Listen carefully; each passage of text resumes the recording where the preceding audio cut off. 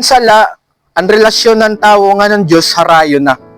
Okay? Hanwaray pa makasala ang tao, kaupod han Diyos ang tao. Garden of Eden, ti Adan. Diba? May dagin hatag nga sugo o balaod ang Diyos kan Adan. Siringan Diyos, pwede mo kaunon ang tanan nga bunga, ang mga puno, pero ayaw la pagkauna ang bungahan, tree of knowledge of good and evil. Umabothan panahon nga ginsulay ni Satanas, hi Adan, sumupak ang tao. So tungod nga nakasupak ang tao, nagkaadalan sa lang tao, ano natabo? Gimpagawas ang Diyos ti Adan, a Garden of Eden. Tungodan sala ang relasyon ng Diyos ng tao, hirayo na. Okay? So yan na, amin niya nga ko na tungodan sala, tanan nga tao, tikadto na ha, impyerno. Tanan kita, naangay la kita, ikadto impyerno, kay tungod nakasupak kita, hanbalaod. Okay? Pero may danala maupay nga, sumat. Ano ang panuyo, kaya ano gyap kuman ni Kristo? Siring ni Jesus, Juan Kapitulo 3, versikulo 16. Siring niya, kay ginhigugmagod han Diyos, ang mga tawo ha kalibutan, na iginhatag niya, aniya, uusagod lang nga anak. So tungod han pagigugmahan Diyos sa aton, iya iginhatag Jesucristo. Okay?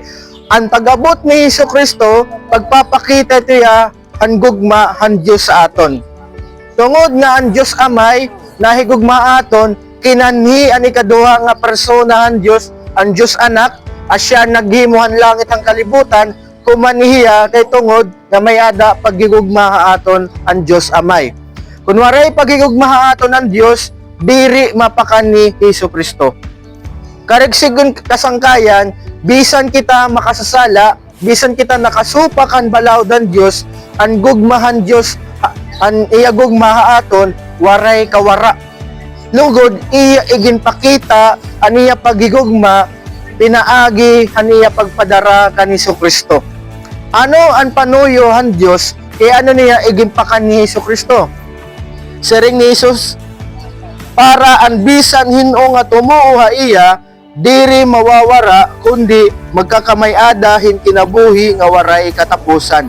Ang panuyuhan Diyos kasangkayan, kaya ano niya igimpakan ni Jesucristo, para makaada hin kinabuhi nga waray katapusan, adto na mga tao nga mayada pagtuo kan Jesucristo. Okay? So yan na, gustuhan Diyos yung tagahanin katalwasan ang tao. Amo ito yan simbolohan kinabuhi nga waray katapusan. So pag kariksingan kasangkayan, nakitahan Diyos, nakita ng mga tao, tikadto na impyerno, nga waray kita kapas pagtalwasan natong kalugaringon, asya nga iginpakan ni Jesucristo. Kaya kung may ada kita kapas pagtalwasan natong kalugaringon, diri mapakanhi Jesucristo. Okay? So paano nagkaadang katalwasan adto na mga tawo nga may ada pagtuuha iya? So ang mga tawo nga may ada pagtuuha iya, ito na mga tawo makasasalag yap ito. Ito na mga tawo nakasupak yap ang balaod. So nagkaada hirang katalwasan tungod na nila pagtuo kay pinaagi ang kamatayon ni Jesucristo sa cross. Namatay Jesus kay tungod Jesus ang nagbayad han pinalidad ang sala. Jesus ang nagatubang han sirot ang sala. Para ano? Para ang mga tawo nga may ada pagtuha iya, diri na magatubang han sirot ang sala, diri na magbayad ang pinalidad ang sala. Kaya ano? Ang Ginoo na mismo ang nagbayad nga nagatubang han sirot ang sala. Asya ten rason kaya ano namatay Jesucristo. Jesucristo ang nagbayad ang pinalidad han sala. Siring pa ni Jesus sa Juan Kapitulo 6, versikulo 47. Siring niya, susumatan ko kamuhan kamatuoran, ang natuuha akon may kinabuhi nga waray katapusan. Hanakan ni patuna ang naton Ginoo, asya ini itiya iginwawali ha mga tawo, asya ini itiya ginsusumat ang mga tawo nga nasiringiya, amoy niyang kamatuoran, ang matuuha iya, may kinabuhi nga waray katapusan. Gintagaan kitang katalwasan ng Diyos, pinaagi kan Jesucristo. Okay? Diri naton kaya talwason ang naton kalugaringon. Yan siring pa, mahintungan ng katalwasan na siring gida Efeso, Kapitulo 2, versikulo 8-9, siring nga di, kay pinaagihan grasya, gintalwas ka mo, tungudhan iyo pagtuo, ngan diri tungudhan iyo, kalugaringon nga binuhatan, hatag ini han Dios. Karigsigon kasangkayan, ang katalwasan, tungod ini han grasya, pinaagihan pagtuo, hatag ini han Dios. Gusto ginsumatan kita han Dios na gusto ipasabot han Dios na ang katalwasan naton diri tikang naton buhat. Diri naton kinapuyan ang katalwasan, diri naton trinabaho ang katalwasan. Okay? Gintrabaho iti han Dios, pinaagi ka ni Kristo. Hatag ini han Dios. Kay kunwaray magkaadang grasya aton han Dios, kunwaray iya magpakita ang gugma aton, waray kita katalwasan. Karigsigon kasangkayan, kita na mga tao, waray gud kita abilidad, kapasidad, pagtalwasan naton kalugaringon. Asya ini ang panahon niya na ginagat kitahan Diyos. Gusto ipasabutan Diyos na number 1, kinahanglan mo i-admitar nga makasasala ka. Nakasupa ka han balaod. Okay? I-admitar nimo nakasala ka. Di ba? Ikaduha, kinahanglan mo karawto ni Jesucristo bilang imo Ginoo nga personal nga manunubos. Okay? Kinahanglan mo tumuo nga Jesucristo namatay ha cross para hanimo sala, para nimo katalwasan. Namatay ang Ginoo ha cross, kauman tulo ka adlaw ginlubong iya. Okay? Tulo ka adlaw nabanhaw iya. Yan na nalingkod na naton Ginoo hantuan Dios Amay. Okay? Buhi itaton Ginoo. Nalingkod iya haniya trono tidahan tuo han Dios Amay. Aton Ginoo kumanya kalibutan namatay ha cross, iginlubong tulo ka adlaw nabanhaw iya. Yan na damon mga tao bisan niya mga apostol kumita nga buhi natong Ginoo, yan sumakahalangit nalingkod diya hantuan Dios Amay.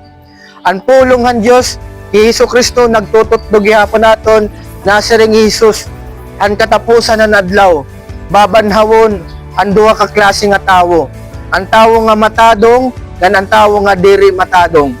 Ang tawo nga diri matadong asya yan mga tawo nga waray tumuo kan Jesucristo. Siya na pag-abutan orhiyan mga adlaw, pagbanhaw ang duha ka klase nga tawo, ang diri matadong nga tawo, asya tiya ikakadto ha impyerno.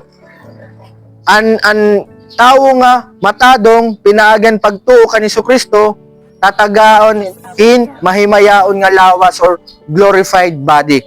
O sa tiyan mga katalwasan na ginhatagato ng Diyos. Ito nga glorified body, nasa rin ang pulang ng Diyos, diri na tiya mag-aatubangin kamatayon, diri na tiya makakaabatin sakit. And waray katapusan na kaupod na nimo ang Diyos. So kasangkayan, asya niyang pamaagihan Diyos para kita makaadahin katalwasan, para kita magkadang kapasayloan na naton sala. Kinahanglan naton tumuo tika nga aton kasing-kasing na Jesucristo ang aton Ginoo, na Jesucristo ang aton manunubos nga iginpadarayahan Dios para han naton katalwasan. Kay tungod wari kita kapas pagtalwasan natong kalugaringon. Asya ini ang panahon niya na nga kinahanglan mo balyuan iti mo panunahuna. Kunya na ani mo nahuna nakikinabuhi ka din sa kalibutan nga okay lang nga diri ka nag-aaraman pulong ang Dios, diri ka nagbabasa, diri ka namamati. Sangkay kinahanglan mo na tiya balyuan nimo nahuna.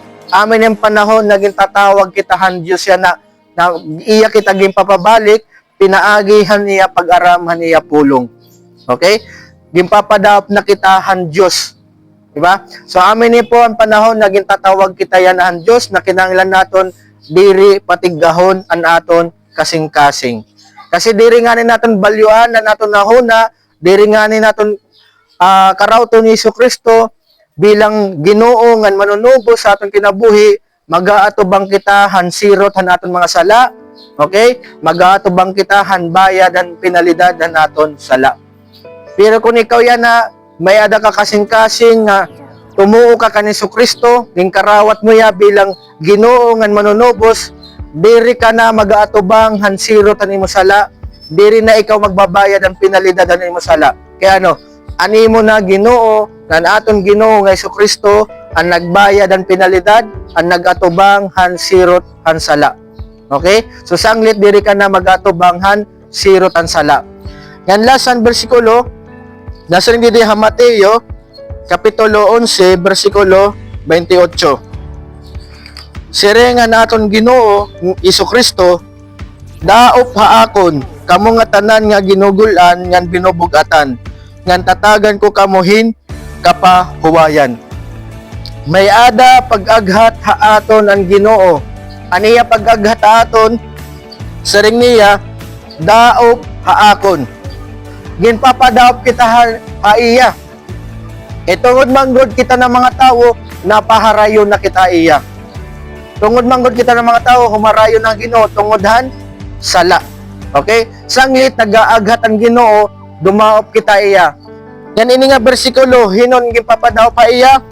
Nasa nga di, kamo nga tanan nga ginugulan, ngan binubugatan. Ang gipapadaop ang Ginoo ka iya, adto ng mga tao nga ginugulan, ngan binubugatan. Maara man Ginoo nga kada usa aton dinhi nagaatubanghin problema. Diba may mabugat nga para sa anon, may mabugat nga problema nga ginaatubang. Posible problema ha pamilya. May daka problema asawa, may problema ka ha anak, may problema ka ha negosyo, ha trabaho, ha kwarta, o ha kalusugan. Siringan Ginoo kung binubugatan ka na, ginugulan ka na, siringan Ginoo dumaop na kita iya. Oras nga may dagita mabugat nga problema, gimpapahinomdam haton ng Ginoo nga ayaw kita pagpaharayo ha iya. Kundi dumaop lugod kita ha iya. Diri kita babayan ng Ginoo, diri ya na parayo ha aton, oras nga nagaatubang kitahin mabugat nga problema. So, paano kita makakadapay? Number 1, kinahanglan mo magampo. Ampo. Kung may ka ginatubang nga problema, sumati ang Ginoo. Pwede ka magampo. Pwede ka magsiring nga, Ginoo, nagaatubang nga kaya ng sugadili nga problema. Okay? Mangaro kang buli ka iya. Ikaduha, pagdapya pa iya, pinaagin, mag-aaram ka ng pulong, magbabasa ka ng pulong han Diyos. Kung may ka mong Biblia iyo, ginaagat ko ka mo nga, abrihan niyo ito yung Biblia. Magbasa ka mo mag-aram. Okay? Ngayon dito ha, kasimbayanan, nag-offer gap kami didihin free nga Bible reading and Bible lesson. Kung anila ka mo takloban, every Wednesday, may dapo kita Bible reading and Bible lesson, 5:30 p.m. ha Avenue Hotel. Amaras-baras, unahan lahat, Ace Medical. Okay? Kasi ang tagiyan Avenue Hotel, nag-aaram kita yung pulong han Diyos. Kung di ka ma-available on Wednesday, may dalawat kita Thursday. Okay? Anaton Thursday ada City Hall, Gawas. Okay? May mga empleyado City Hall nga nag-aaram kita ang pulong han Diyos. Ada din ang flagpole, 5:45 p.m. liwat. Itaton Bible lesson nga da. So, kung kinukuryan ka, makaintindihan pulungan Diyos, pag nagbabasa ka, diri ka maaram, pwede kami makabulig ha iyo. Kaya amo man gyap ako una, diri man gyap ako maaram, may dalagya po nagtutduha akon. Sa amin ni kasangkayan, gintagahan kitang katalwasan ng Diyos, ang katalwasan na ginhatagan Diyos sa aton, pinaagi han pagtuo kan Kristo. Diri naton trinabaho ang katalwasan, wari kita amot kay hatag inihan Diyos, regalo inihan Diyos sa aton, pinaagi kan Kristo. Okay? Paano kita matatalwas? Number 1, kinahanglan mo i-admitar nga nakasala ka. Diri ka maupay nga tao. Okay? Admitar nga wari ka kapas. Ikaduha, kinahanglan mo tumuo kan Kristo nga Jesus ginpadarahan Diyos. Okay? Nga Jesus amon anak han Diyos, ikaduha nga persona han Diyos. Karauton mo ya nga nasirang Jesus magkakadakan kinabuhi nga waray katapusan. Okay? So yan na, ginaagat ko po ka daw sa nga magkatok daw, magampula kita, mag-closing prayer kita. Iunat tala naton tuhod. Okay, tok daw po kita. Salamat po. Okay. Ipiyong po naton mata, iduko po naton na naton ulo. Kung ikaw yan na din kinakarawat ni mo Kristo bilang Ginoo, nan manunubo sa imo kinabuhi, ginaagat ko nga alsa naman nimo wala nga kamot or to nga kamot, pagpakita nga nagkada kang pagtuya na kan Jesus. Magampong kita. Ang ngaran ng Amay, ang Anak, ng Espiritu Santo. Langit no namay, nagpapasalamat kami ning nga kaagahon, nagpapasalamat kami morning devotion, nakabati kami ni mapulong. Salamat nga ikaw naghigugmaamon, kun waray kang baghigugmaamon, waray katalwasan nga diri mapakan ni Jesucristo. Salamat nga nimo katalwasan na imo ginhatag amon pinaagi kan Jesucristo, pinaagihan pagtuo. Nagaampo ako o Dios kun may daman didi kinasing-kasing nga pagtuo kan Jesucristo nga anhiya na buligan mo nira pagtuo nga magtubo, proteksyonan mo nira pagtuo ti kang kaaway. Nagaampo gyapon ako ha SSS nga empleyado ng SSS nga bendisyonan mong kada usa, tagaan mo mga pangalawas pati gyapon ni tanin din yan nga tawo. Niyan ni tamon ti pauli, tagaan mo kami proteksyon. Nagaampo gyapon ako nga yan ang adlaw magkadan maupay nga transaction din ni SSS. Dayawon ka hawari katapusan, ginampo ko ni hangaran ng Amay, Anak, ng Espiritu Santo. Amen. Kalingkod po kita. Sa ring didahuan, Kapitulo 1, versikulo 12, na sa ring didahuan, kung may adaman tumuo, ngan kumarawat haniyangaran, gintatagaan niyahin katungod, nga tawago na niya kalugaringon nga anak kan Diyos. Kung ikaw man ito sangkay na may daka kasing-kasing, nga pagkarawat ka ni Jesucristo ng pagtuo, may ada ka katungod nga tawagon mo ani mo kalugaringon nga anak han Dios. Okay? Di ka nga na anak ka ng Dios, diri ka na kaaway han Dios. Okay? Kay tungod ani mo pagkarawat ka ni Jesucristo, yan pinagi ani mo pagtuo ka iya. So damo po nga salamat tayo. God bless. Mauna po liwat ka iyo. Ma'am, thank you po ma'am.